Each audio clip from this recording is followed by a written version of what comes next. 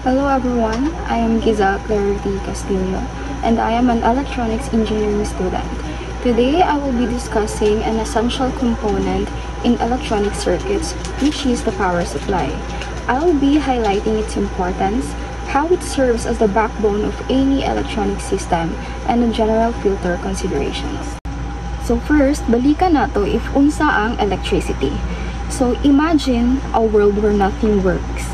Walay suga, walay phones, walay computers, no televisions. Sounds like a nightmare, right? Well, that's because the magic ingredient that makes all these things run is electricity.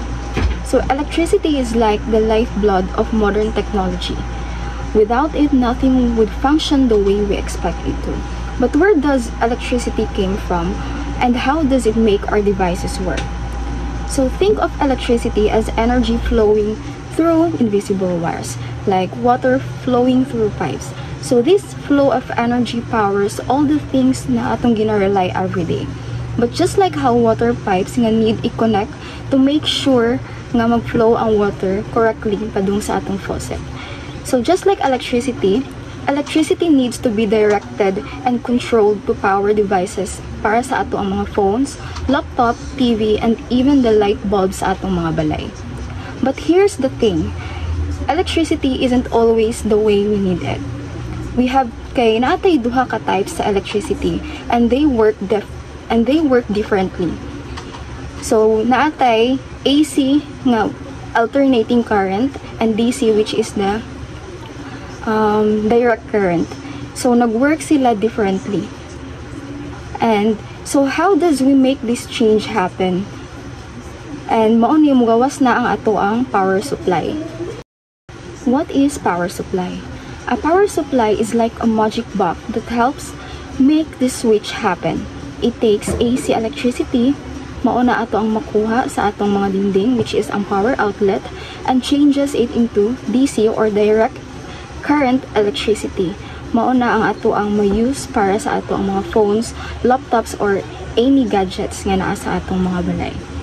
So, for example, naa kay isa ka tarak-tarak nga duwaan and it needs batteries para mo gana. Kana po siya is more na siya og power supply. A power supply is like the batteries for all kinds of gadgets, from TVs padung sa atong computers. It gives them the energy they need to work. Pero, dili tanan gadgets need the same kind of energy. Nay uban nga kailangan nila is gamay lang, napoy uban is kailangan nila is dako nga boltahe. Pero, grabe ka smart ang power supply. Kay ang power supply kay iyang i-change ang energy nga gikan sa ato ang mga power outlets or sa ato mga batteries nga into just the right kind sa ato ang mga gadget. Kay naa man tay mga gadgets man gid nga naara siya kanang di ara limit iyang voltahe, iyang voltage. So, gamit ang power supply na may different kinds sa power supply na step up na step down. So, magdepende kung pila ka voltahe ang need sa imuhang paggamitan. Mao ni nga gitawag nila nga magic box ang power supply. Kay ang energy daw kay ma-turn daw ang energy into something nga magamit sa ato ang gadget. So, here how it works with AC and DC. So, ang ato ang alternating current is kani nga type of energy is nagikan ni siya sa ato ang mga power outlets sa balay. Gitawag ni siya nga alternating because iyang ginakip ang switching directions like waves going back and forth. So, kung makikita mo, ang AC is more na siya og waves sa dagat, like ang iyang form kay kanang back and forth lang, gikan sa taas padung ubos, balik na pud, balik ra ang iyang kuryente niya. Unlike sa direct current is mao ni siya nga ato ang mga most gadgets yun, like ato mga phones, atong laptops nga nag-need og energy nga mag-flow lang in steady direction. Why do we need power supplies? So without power supplies, our gadgets like phones, TVs, and computers would not work. The electricity coming from the wall is, ang tawag is alternating current, is not the right kind for most gadgets. So akong ingon kagaina is ang AC current is dili siya applicable para sa ato ang mga gadgets kay most of them is direct current ang ilahang need, where the electricity flows in one steady direction. The AC power that comes from the wall or kanang mga power outlets is unstable and fluctuates. So mura siya og waves sa ocean ba nga dili stable ang iyahang ginahatag nga current padulong sa atoa. So imagine nga nagtry ka og power sa imong phone with this wavy electricity. So dili siya mo work properly. Like sa ato ang phones, computers, radios, and unsa pa diha nga mga gadgets nga nag-require og steady and smooth nga electricity para mag-work. So most devices is nag-need gyud siya og direct current. Pero ang AC is naa naman makita na to siya perme. Like sa ato ang mga balay na diha kana atong electrical outlets na apoy sa kan mga wires kanang mga parideri sa butuan ang aneko nga nagikan kanang nag-agi diha sa mga wire bitaw nga atong makitaan diri sa agianan. Mao na siya ang gitawag nga AC, alternating current. This means nga we need to convert AC to DC before we can use it para sa ato ang mga devices. Kaya di man to pwede mo gamit nga AC layon siya diretsyo. Kaya daghan may mga mahitabuan na pa mga ripples nga need siya para nga need mawala sa before ta muadto dayon sa DC current. So here's our block diagram if unsaon pag convert ang AC power to DC power. So atong makita diri So kani nga diagram kay makatabang para sa atua nga makasabot ta kung giunsa ang power supply pag-transform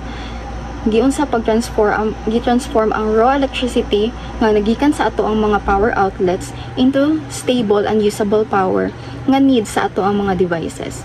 So each block nga atong makita dire sa slide performs a specific function to ensure that the electrical power is safe, stable, and meets the needs of the device.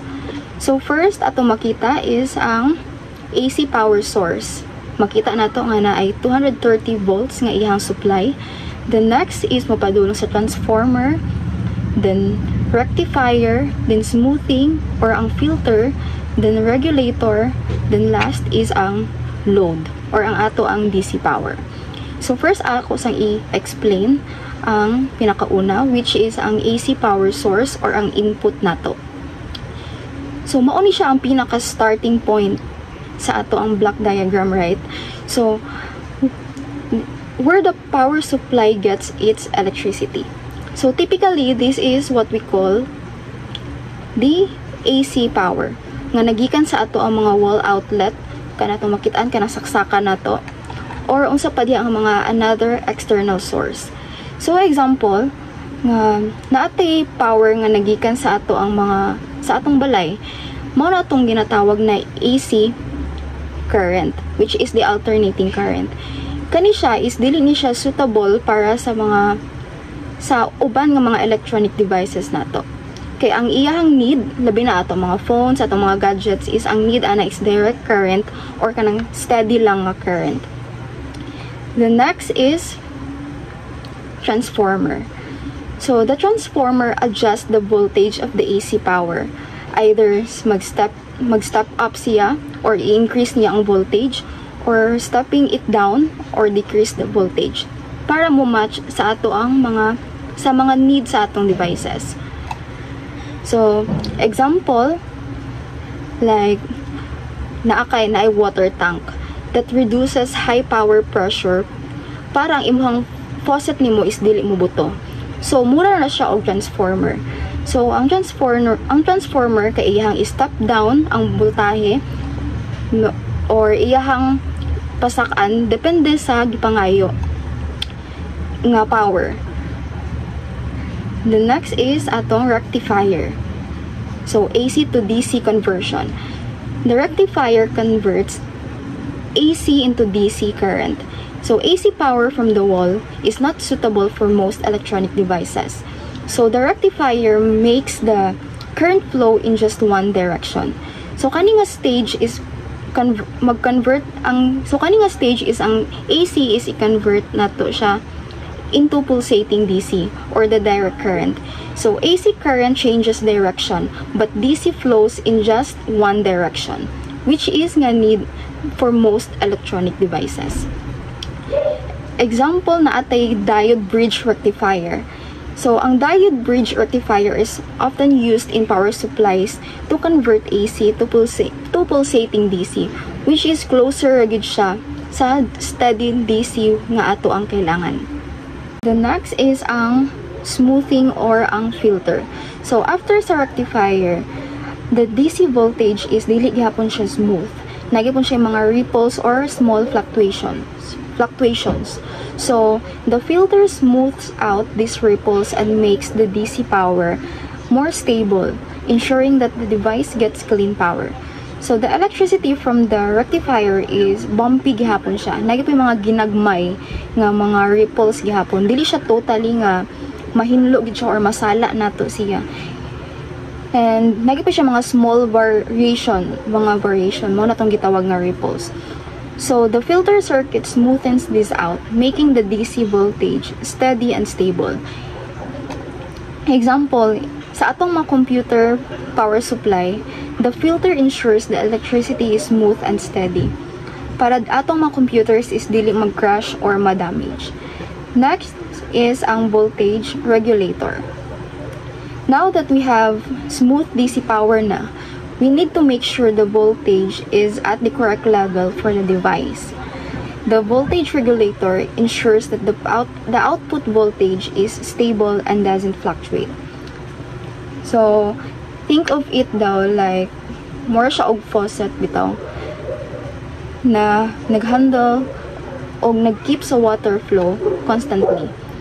No matter unsa pa kadaghan ang tubig nga ginabutang nila sa tank. Like, example, na kay device nga need og 5 volts direct current. So, kaning voltage regulator, okay, iyang i-make sure na ang imuhang device is makakuha gyud og exact nga 5 volts. Maski unsa pa, like, no matter unsay mahitabo sa input power. Next, atong pinaka-last is ang output or the DC power. So, finally, the stable and regulated DC voltage is ready to be used by your device. So, this is the output of the power supply. More na siya og faucet using the clean and steady water nga nagikan sa atong mga tank para mubutang na sa imuhang baso. Nakasala na kintahay siya. Example, naatay output. So, the output could be used to charge na para sa inyong mga phones, i-run na inyong computer, or power a radio. We have here two main types of rectifiers used to convert AC to DC, which is atong half-wave and full-wave rectifiers.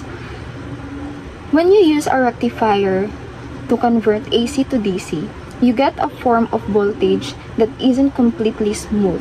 It still has ripples or mga fluctuations. There are two main types sa ato ang rectifiers nga atong ginagamit para mag-convert from AC to DC. Mao ni atong ginatawag nga half-wave and full-wave rectifiers. So kani nga types, these two types affect how much ripple or mga bumps nga atong makuha sa DC output. So first, atong makita dire ang half-wave rectifier. A half-wave rectifier only uses one half of the AC signal. Kung makita nimo siya, ang iyahang wave is naara sa taas or depende sa gihatag, napoy uban nga naa sa ubos. So imagine the AC voltage as a wave going up and down. The half-wave rectifier only lets the up part of the wave. So mga kung gi-mention kagaina nga ang iyang wave is nasa taas, pass through and blocks the down part. This means you get only a part of the waveform, one half of the AC cycle. So the output is pulsating and has a large fluctuations or ripples because nag-use lang siya og half sa AC signal. So ang output niya is dili smooth and ang ihang ripple is dako. This is why nga ang half-wave rectifier is dili siya good for sensitive devices because the DC output is more bumpy o unstable siya. Example, if you were charging a battery with a half-wave rectifier, pwede gihapon siya nga maka-charge because ang battery is wala ampun siya naghuna-huna gyud sa mga bumps nga inana kay namagipon siya sa sulod. But sa mga sensitive nga mga devices like atong mga computers is ang ripple gid niya kay mag-cause gid og problems. So next is ato ang full wave rectifier. So a full wave rectifier on the other hand uses both halves of the AC signal. It flips the down part of the AC signal so that both halves are used, resulting in a smoother, more continuous flow of voltage. The output still has some ripples, but they are smaller compared to the half-wave rectifier. So, kaning full wave is, from the word nga full, is iya naging kuha tanan, from positive until negative, ihang waves niya. Pero, mas okay siya compare sa half-wave. Kay ang full wave rectifier kay mag-give siya og more stable nga DC output nga and gamay lang iyang fluctuation, which is better siya sa mga devices nga nag-need og steady and smooth nga power. Example, if you use a full wave rectifier para mag-charge sa battery, it would still work fine with a smoother charge, but for devices like radio or computers, the smaller ripples from a full wave rectifier are less likely to cause issues, providing more stable and reliable power. So to make it short, a half-wave rectifier has more ripples and mag-produce og bumpier DC output. It's okay gihapon siya para kung mag-charge ka og mga batteries, but dili siya great for sensitive electronics. While ang full wave rectifier reduces the ripple and gives a smoother DC output. This is better for devices nga nag-need og stable power. Next is filter considerations. So, sa atong previous slide, nakita na to ang block diagram sa power supply where electricity flows step by step through various stages. So, one of the most important stage is ang filter. Now, ngano need man nato og filter? So, example nga imong gi-turn on imuhang device like radio or ang computer. So, these devices need electricity to work properly. But the electricity from the rectifier nga nag-convert AC into DC is dili siya ingon ana ka smooth. Mao na atong ginatawag nga pulsating direct current. Nagyapon siya ripples or bumps nga gihatag. So, more na siya og kanang lubak-lubak bitaw nga agianan. Nya nag-drive ka ana, di ba very kanang ano man siya kanang uncomfy man siya nga feeling o lisod siya i-control. So, similar po na siya sa ato ang mga devices. So, devices don't like bumpy electricity. It can make them malfunction or mag-perform poorly. So, saan na siya pag-fix? So, mao ni diri mo gawas ang atong filter. So, ang filter is mag-act like a magic tool nga mag-smooth anang mga bumpy nga mga roads. Iyang i-remove ang mga ripples sa electricity and mag-create siya og smooth and steady nga flow of power nga safe sa ato ang mga devices. So, example na atay radio. So, kung wala ang filter, the power supply feeding the radio would be uneven. Makadungog ta og mga annoying nga mga buzz or mga static noises nga mag-mix sa ato ang mga gipaminaw nga music. Or kintahay ato ang mga TV if ang electricity is dili smooth kay ang screen niya is mag-flicker. Mo na nga makita mo nga na mag-flicker ang kanang screen niya and makaruin tanon siya sa imong pagtanaw. So even ang mga computers which are very sensitive gyud sa kanang mga power quality nya basin mo ano siya kanang mag-freeze, mag-restart or mag-crash, if ang power is unstable. So, ang filters is mag-prevent ani tanan nga mga problems by cleaning the electricity. So, karon, how does the filter work? So, mo ni siya nga mag-use siya og mga components like capacitors and resistors. So, these components temporarily store electricity and then release it in a controlled way to fill in the gaps caused sa ripples.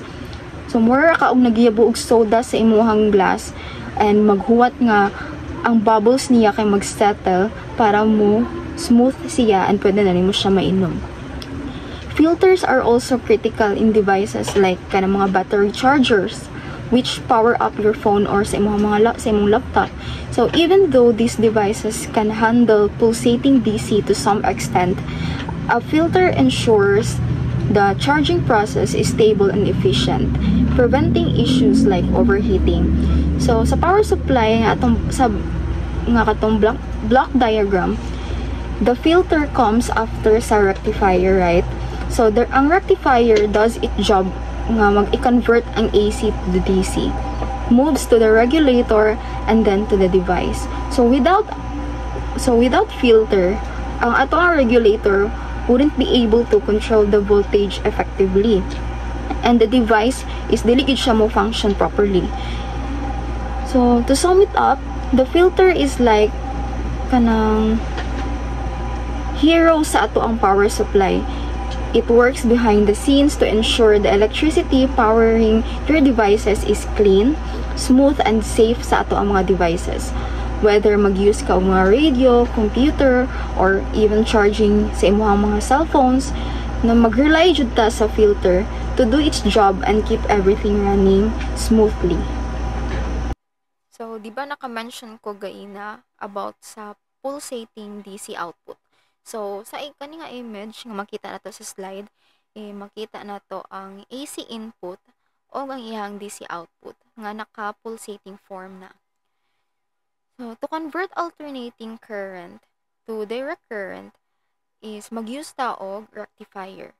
So, the rectifier changes the AC into DC, but ang iyang result is pulsating. Mag-fluctuate gihapon siya up and down.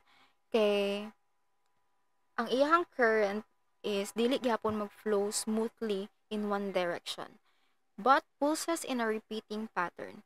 While this pulsating DC is better than AC, it's not stable enough for most electronic devices. So, para mo fix niya, magamit ta, so a filter smooths out the ripples, making the DC more steady and reliable for powering devices like phones and atong mga computers. Next is general filter considerations. So, how filter works? Makita na to sa picture na atay AC to DC, and napud tay kaning pulsating DC, then napud tay filter circuit. So, first, diri sa ato ang first nga image. This picture illustrates how electricity is converted from AC to DC current step by step. Makita nato diri sa iyang left side kaning nay tower, mao ni siya ang ato ang AC input. So, the wave on the left shows alternating current as smooth sine wave. This is how electricity is delivered from the power grid, constantly switching directions.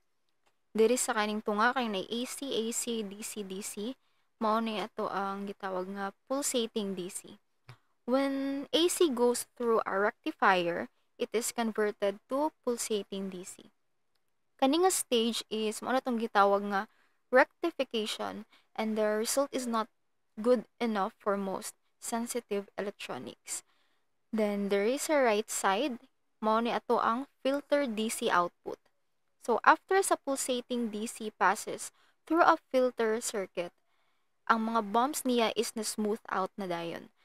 The output is a straight, steady line representing pure DC voltage, ideal for powering devices like computers, radios, and chargers.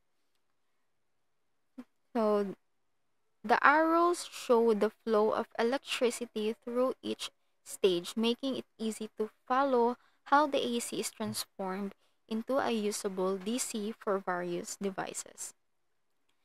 Then, atong second image, this image explains the difference in how pulsating DC works for different devices. Makita nato diri sa left side nga naatay battery charger nga naigipakita nga battery charger nga working properly with pulsating DC. Namang uban devices nga dili siya mag-work pa sa pulsating DC pero ang battery charger is okay na siya ana nga state. This is because ang battery chargers only need an average voltage over time para maka-charge sa battery. And ang mga bumps sa pulsating DC is dili gid siya mag-interfere when charging a battery. So okay ra siya if the voltage has nga naay mga ripples because the battery can still charge effectively even with small fluctuations. So ngano man. So imagine nga ang battery is more siya og sponge. So and the voltage is like water flowing in nga padulong sa sponge. Even if the water or atong gitawag nga voltage is dili perfectly smooth and nagipon siya mga ripples or bumps, the battery can still absorb enough of it over time to charge. The battery doesn't need perfectly smooth electricity the way a device like mga computers or TV nato. You can think of the battery as being less sensitive to small changes. It's designed to store the energy so small fluctuations in the voltage is dili makaapekto sa ability nga mag-charge siya. As long as ang average voltage is enough para makapower sa charging process, the battery will still get charged even if the voltage isn't perfectly steady. However, sa mga sensitive devices nga like computers, radio, televisions, mag-require sila og stable voltage para maka-perform properly. Even small ripples or fluctuations kay maka-mess up how they work because these devices need consistent power para maka-avoid og mga malfunctions like freezes, static, or distorted signals. Then, sa atong right side, makita na to ang mga devices like radio, computer, and TV are depicted struggling with pulsating DC.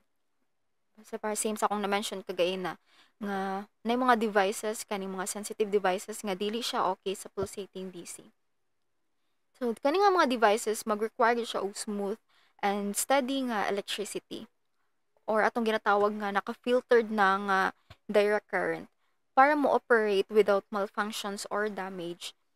The wavy line represents the pulsating DC and the need for a smooth line emphasizes why filtering is necessary for sensitive electronics. This image, so dili na pud ta sa ato ang ikatulo, kani nga image is nag-illustrate how a filter circuit works to smooth out ripples in pulsating DC and produce a steady DC voltage.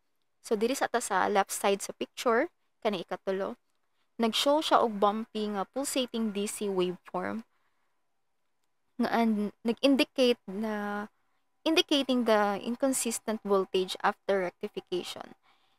Diri sa punta sa tunga, makita na to a filter circuit made of components like capacitors, mga inductors, is nag-process sa input voltage.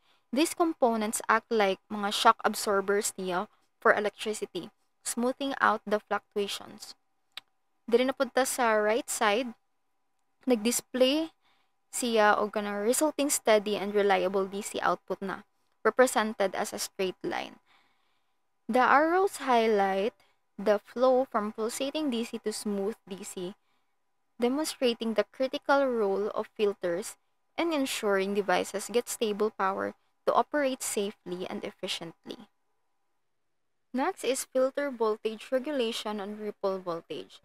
So sa atong previous slide, we learned about how power is supplied sa ato ang mga devices, starting from AC electricity and going through the rectifier para mo turn it into DC. After that, nag-use ta og filter para mo smooth out ang any bumps, making sure the power is steady. But there's still something we need to think about: how smooth is the power after it's been filtered. This is where ang filter voltage regulation and ripple voltage na dayon. When a power supply converts AC into DC, the resulting output is dili gid siya perfect nga smooth. Even after rectification and filtering, the DC voltage may still have mga gagmay nga fluctuations or bumps. Mao ni atong gitawag na ripple voltage. These ripples are the remnants of AC components in the DC output. A filter circuit is gidesign siya para ma-minimize ang mga ripples, but no filter can remove them entirely. The better the filter, the smaller the ripple voltage in relation to the steady DC output. Voltage regulation measures how well the filter and overall power supply nga i-maintain ang constant voltage despite variations in input or sa iyang load. Like for example, if a radio or a computer nag-require og 5 volts of direct current, the power supply must ensure that the output stays close to this value without significant variations. As large fluctuations could disrupt the device's performance.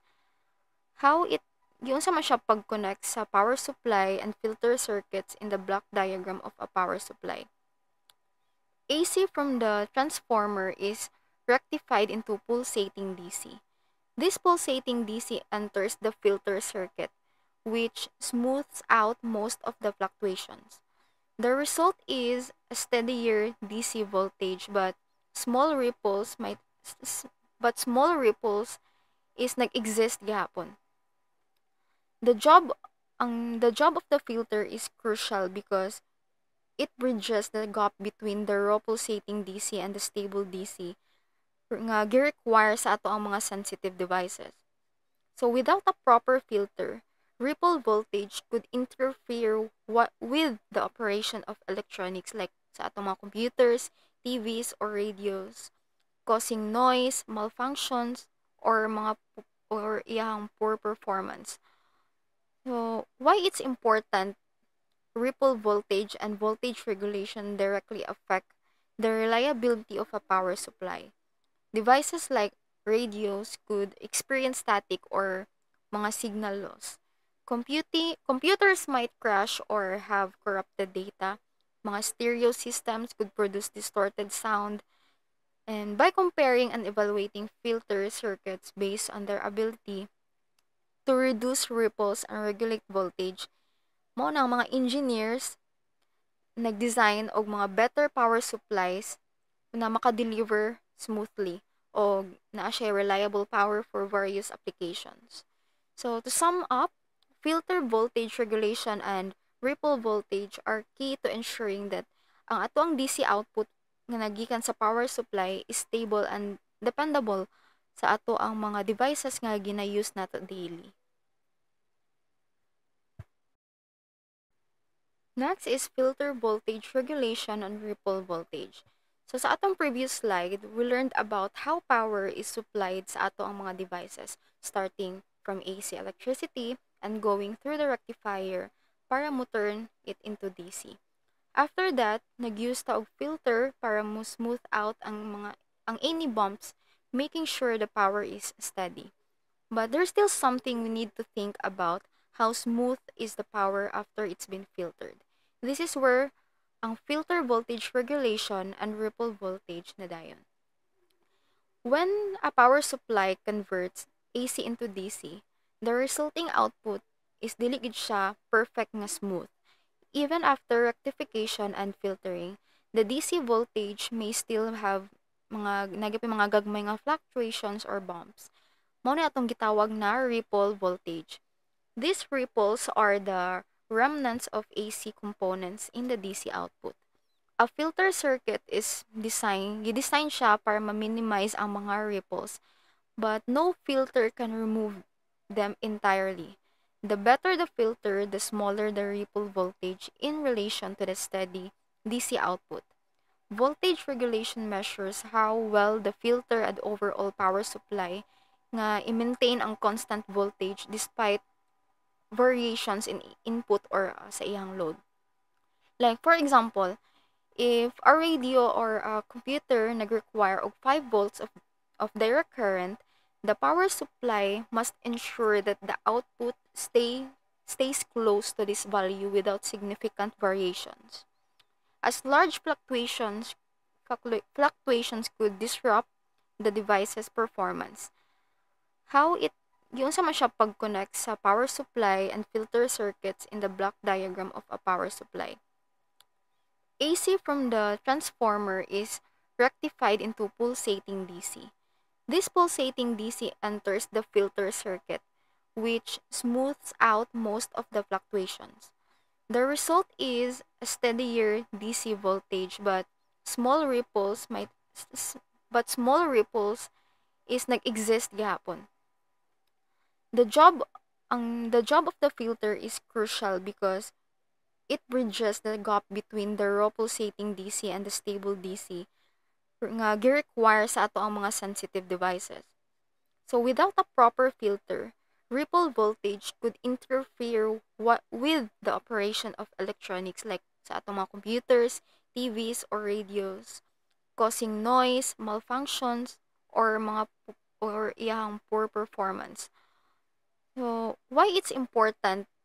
Ripple voltage and voltage regulation directly affect the reliability of a power supply.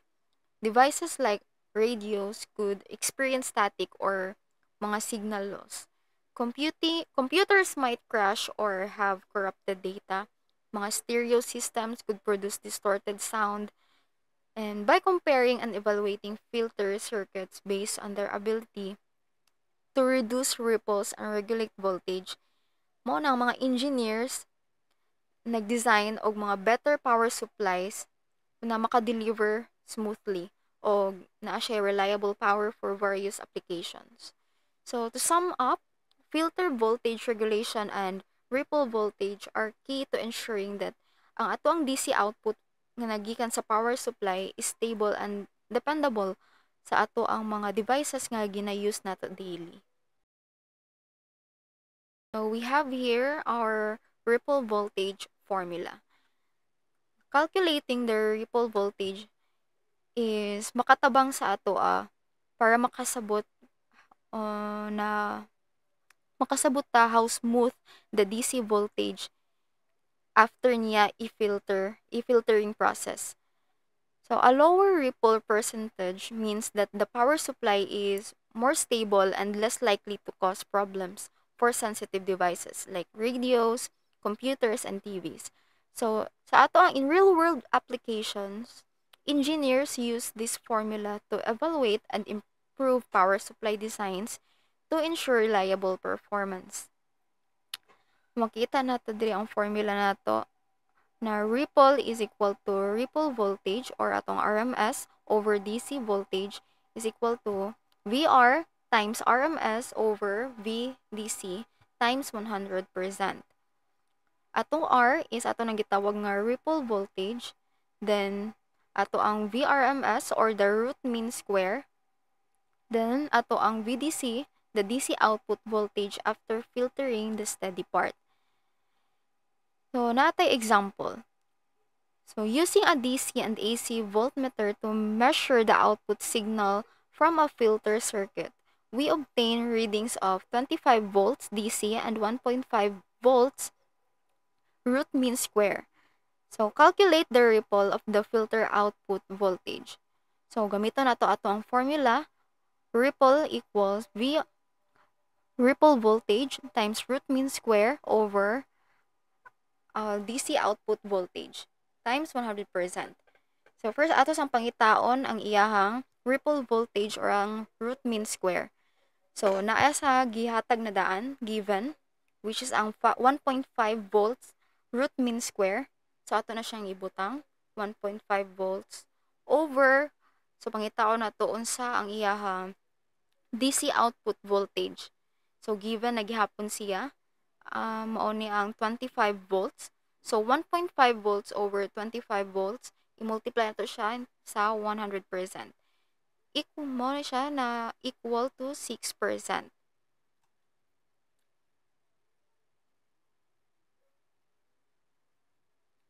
So now that we know how to calculate ripple voltage, ma-apply na nato ni nga knowledge para ma-improve nato ang design sa ato ang power supply systems. Para ma-ensure nato nga ang iyahang output voltage is steady enough to safely power sensitive devices. So sa kani atong gi-calculate is naarang siya 6% nga ripple. So gamay-gamay lang siya kung huna-hunaon.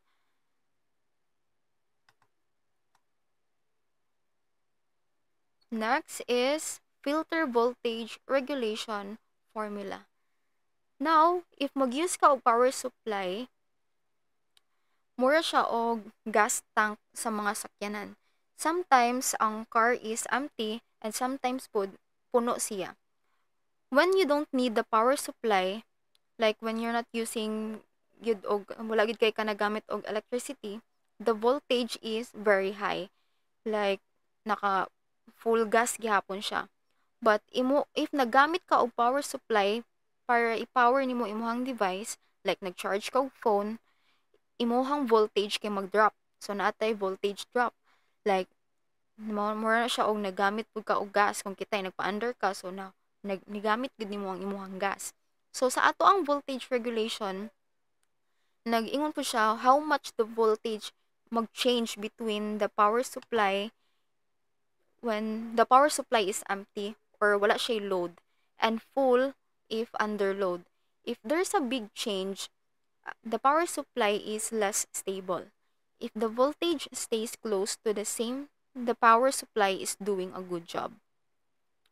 Makita nato diri atong voltage regulation is equal to no load voltage minus full load voltage over full load voltage. So, ato ang percent sa voltage regulation, no load voltage minus full load voltage over full load voltage times 100%. So, we have here an example that a DC voltage supply provides 60 volts when the output is unloaded.